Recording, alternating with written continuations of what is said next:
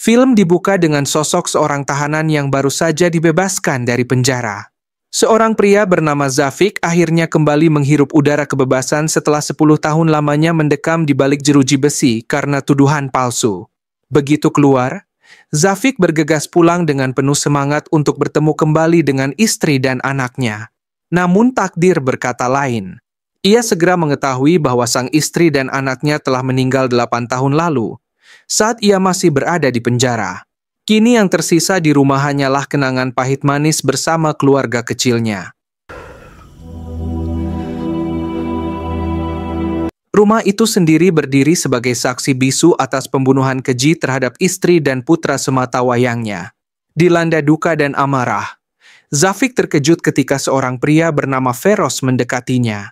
Mendengar teriakan pilu Zafik, Feroz datang untuk memastikan keadaannya. Setelah memastikan Zafik baik-baik saja, ia segera memperingatkan agar Zafik pergi, karena keributan tersebut sudah membuat tetangga resah hingga melapor ke polisi.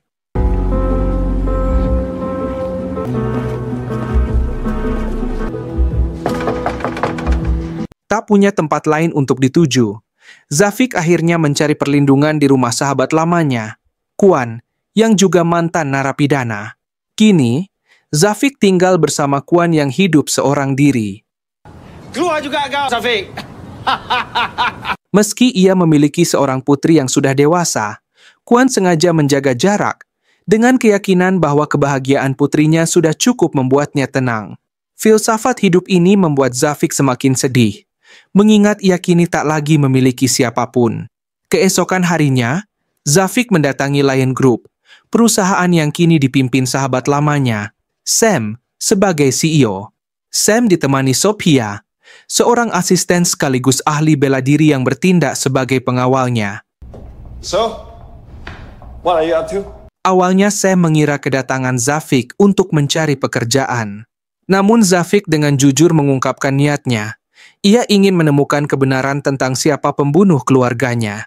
Sam kembali mengulang cerita yang sama seperti 8 tahun lalu, bahwa istri dan anak Zafik tewas secara tragis dibunuh oleh seorang pecandu narkoba dalam keadaan mabuk. Penjelasan itu sama dengan yang pernah Sam katakan saat menjenguknya di penjara. Kabar yang begitu menghancurkan Zafik hingga ia berani melakukan hal nekat.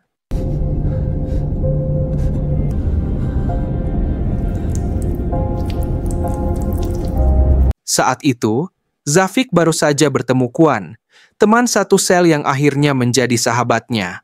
Yang paling menyiksa Zafik adalah ketidakadilan dari vonis palsu yang ia terima. 10 tahun lalu, mobilnya dihentikan polisi, dan saat digeledah ditemukan narkoba. Ia langsung ditangkap dan dijatuhi hukuman penjara. Bersalah atas tuduhan pengedaran dadah dan dijatuhkan hukuman penjara 10 tahun. Saya tak bersalah, ya Arif!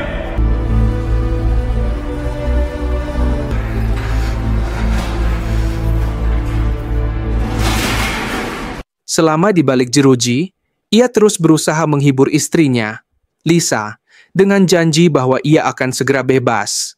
Ia juga berpesan kepada putranya, Jikri, agar selalu melindungi sang ibu.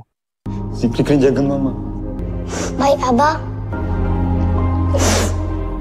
Kisah pilu Zafik membuat Kuan tergerak untuk menyemangatinya agar mencari pekerjaan ketimbang terus larut dalam kesedihan. Zafik teringat tawaran Sam untuk bergabung di Lion Group, tapi ia selalu menolak karena tahu perusahaan itu terlibat dalam bisnis gelap. Di tengah kebimbangan, Feroz muncul kembali dan menyarankan agar Zafik menerima tawaran tersebut. Keesokan harinya, Zafik kembali menemui Sam dan kali ini ia bersedia bekerja sebagai penagih utang. Hari berikutnya, ia langsung memulai tugas pertamanya.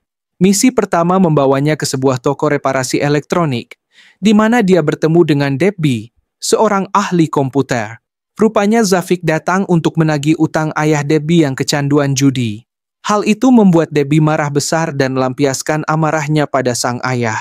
Melihat kondisi pria tua itu yang tak berdaya, hati Zafik luluh dan ia memberi waktu seminggu untuk melunasi utangnya.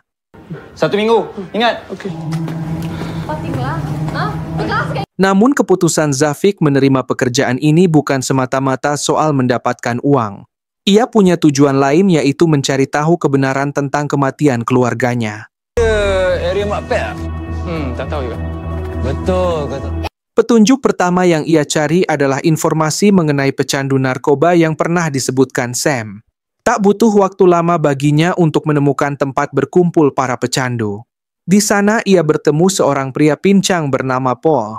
Sementara itu, pekerjaannya sebagai penagih utang penuh dengan risiko.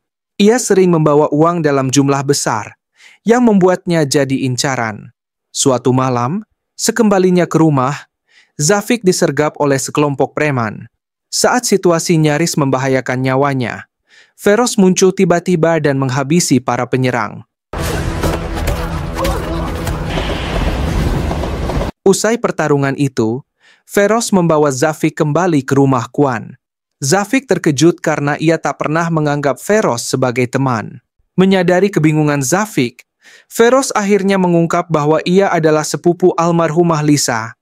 Cousin aku dan juga anak kau kena bunuh. Aku panas, bro. Ia pun menawarkan diri untuk bekerja sama mencari pembunuh Lisa dan membalaskan dendamnya. Percakapan mereka malam itu sempat membangunkan Kwan. Namun Zafik memilih tidak memperkenalkan Feroz. Fokusnya hanya pada misi balas dendam yang Feroz tawarkan. Keesokan harinya, Zafik mengunjungi Feroz di tempat tinggal sementaranya, yaitu Hotel Merdeka. Di sana, Feroz ternyata sudah mengumpulkan berbagai informasi terkait pembunuhan Lisa dan Jikri. Ia bahkan mendapatkan sebuah rekaman amatir dari malam kejadian. Namun kualitasnya buruk sehingga sulit mengidentifikasi pelaku.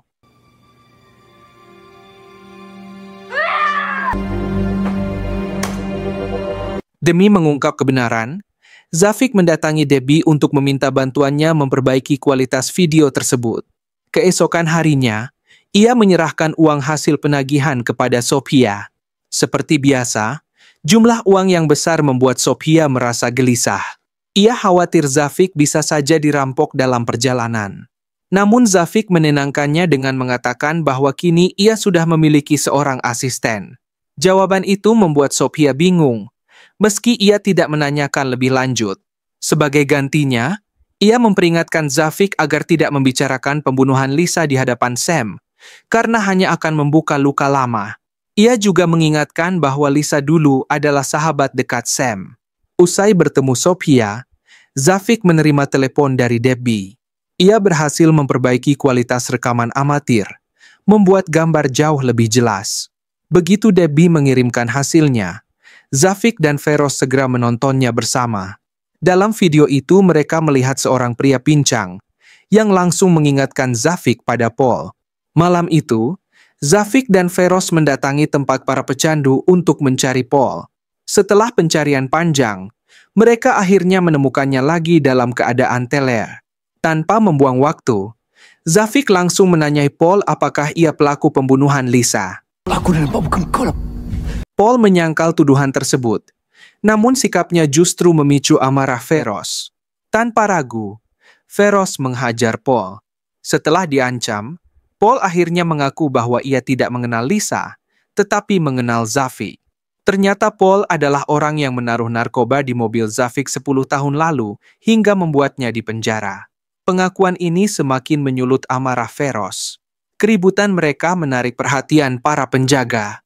Menyadari Zafik dan Feroz orang luar, para penjaga langsung menyerang.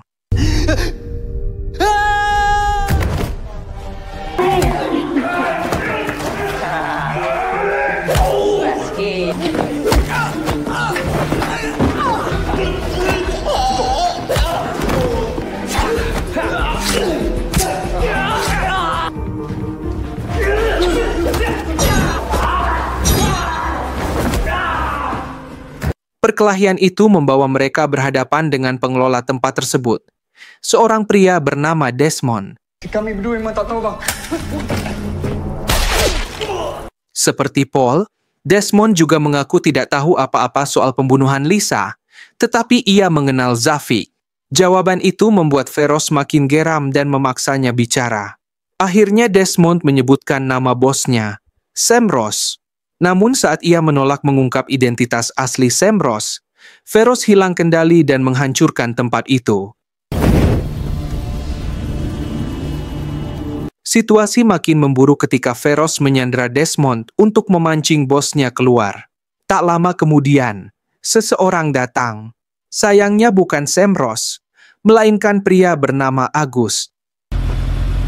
Duit ke mana?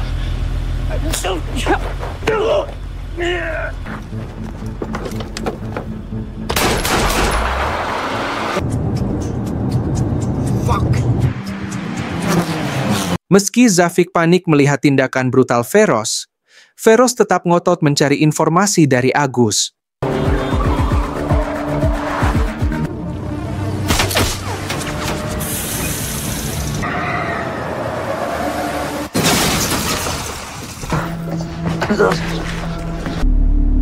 Kau tahu aku siapa? Dalam kondisi sekarat, Agus bersikeras ia tidak mengenal Lisa, namun ia mengenal Zafik. Hal ini membuat Zafik semakin bingung, karena semua orang yang mereka temui malam itu tampaknya mengenalnya. Apa kau buat ni, Sial? Asal kau ni banyak tanya. Demi mencari petunjuk lebih jauh, Feroz mengambil ponsel Agus. Bersama Zafik, ia kembali ke markasnya. Dari ponsel itu mereka menemukan sebuah akun Facebook milik Terence, teman dekat Agus. Saat melihat profil itu, Zafik tersentak. Ia mengenal Terence. Dialah jaksa yang menangani kasusnya bertahun-tahun lalu. Feroz segera merencanakan untuk mendatangi rumah Terence. Zafik berusaha menghentikannya. Takut Terence menjadi korban berikutnya. Namun Feroz menuduh Zafik ingin menghentikan misi balas dendam mereka. Keesokan harinya, dengan berat hati Zafik ikut Feroz ke rumah Terence. Sesampainya di sana, mereka mendapati Terence sedang bermain dengan cucunya. Pemandangan yang membuat hati Zafik tersentuh. Namun karena desakan Feroz, mereka tetap menculik Terence.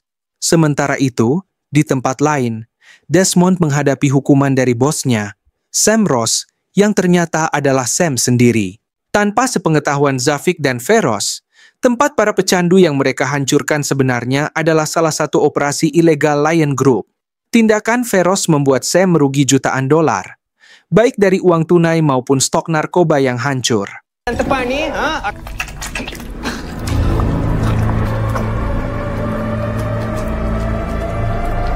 Sementara itu, Zafik dan Feroz membawa Terence ke sebuah gudang tua. Cuma boleh menjawab apabila disoal. Betul tak, Yang Arif? Awalnya Zafik menanyai Terence tentang alasan ia menjebloskannya ke penjara. Namun ketika Terence menolak mengaku, Feroz tak segan-segan menganiayanya dengan brutal. Akhirnya...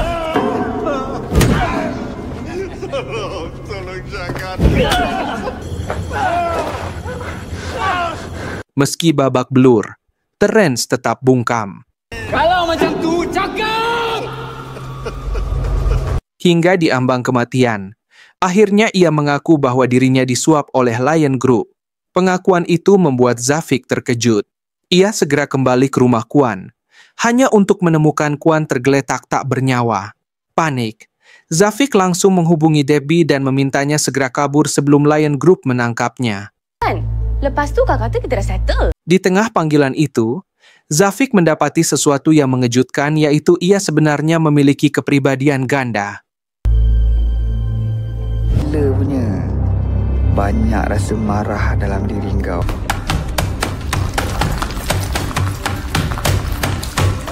Tekanan dan trauma panjang di penjara membuat jiwanya terbelah, menciptakan sosok Feroz. Artinya, semua tindakan kejam yang selama ini dilakukan Feroz sebenarnya adalah perbuatan Zafik sendiri. Di sisi lain, Sam yang kini mengetahui Zafik telah mengacaukan operasinya, mengutus Sophia ke rumah Kwan. Tanpa diketahui Zafik, ternyata Kwan adalah ayah kandung Sophia. Selama ini Sophia membayar Kwan untuk mengawasi Zafik agar ia tidak menggali terlalu dalam soal pembunuhan Lisa. Merasa Kwan gagal menjalankan tugasnya, Sophia dengan dingin membunuh ayahnya sendiri.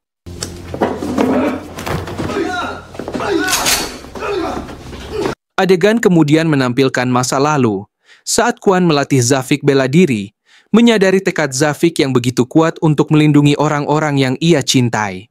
Setelah menyadari bahwa sahabatnya sendiri, Sam, adalah dalang dari semua kejadian, Zafik memutuskan untuk menghadapi Sam. Namun Sam sudah lebih dulu mengantisipasi amarah Zafik dan berhasil menangkapnya.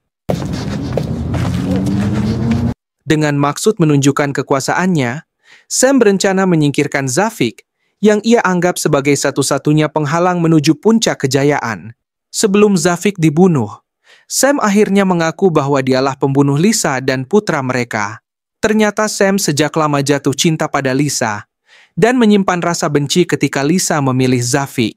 Ia sempat berpikir bisa melupakan perasaan itu.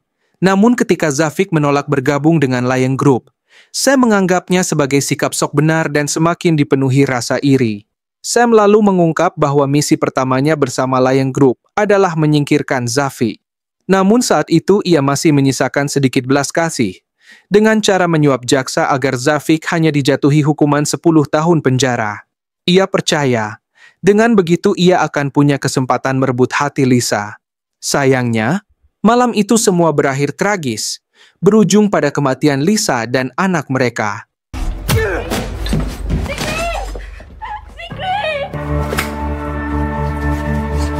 Setelah pengakuan itu, Zafik terlalu lemah untuk melawan.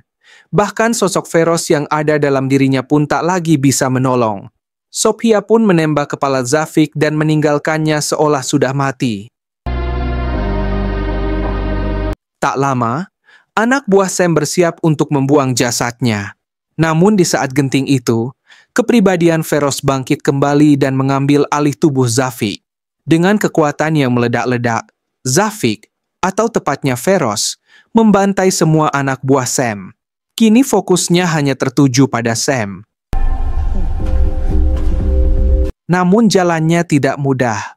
Semua anak buah Sam sudah bersiaga, dan pertarungan sengit pun tak terhindarkan.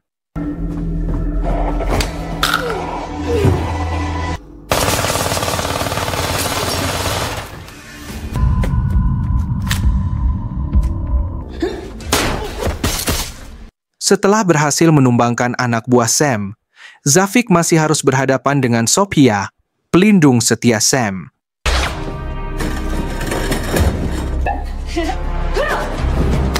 Dengan kendali penuh dari feros, Zafik menyerang Sophia tanpa ampun. Meski Sophia mampu bertahan berkat latihannya yang keras, tenaganya tidak cukup menghadapi pria yang digerakkan oleh dendam. Mengingat Sophia telah membunuh Kwan, Zafik tanpa ragu menembaknya. Sementara itu, Sam menyaksikan pertarungan itu dari CCTV. Ia sadar cepat atau lambat Zafik akan datang untuk membunuhnya. Namun dugaannya salah. Saat Zafik akhirnya mendapat kesempatan menembak Sam, ia justru ragu, masih mengingat Sam sebagai sahabat lamanya. Di saat itu, feros kembali mengambil kendali, mengingatkan Zafik pada misi balas dendamnya.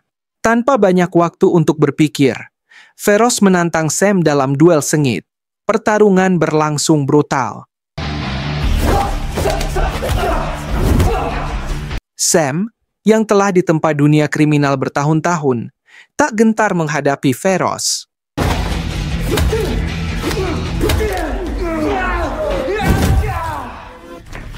Meski terus dihantam tanpa henti, Sam mampu bertahan dan bahkan hampir mengalahkannya. Namun sesuatu yang luar biasa terjadi. Di tengah tubuh yang babak belur, Zafik menemukan kekuatan baru untuk tetap bangkit, bertekad menuntaskan misinya. Pertarungan itu kemudian berbalik arah.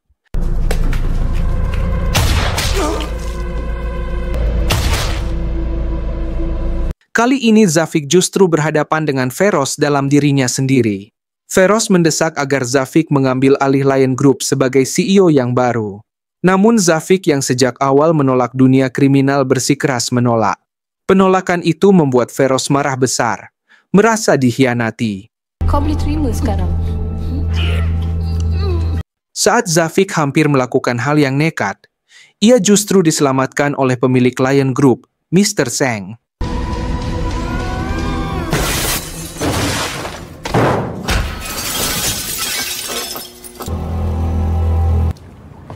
Orang yang mentaliti dia tinggi.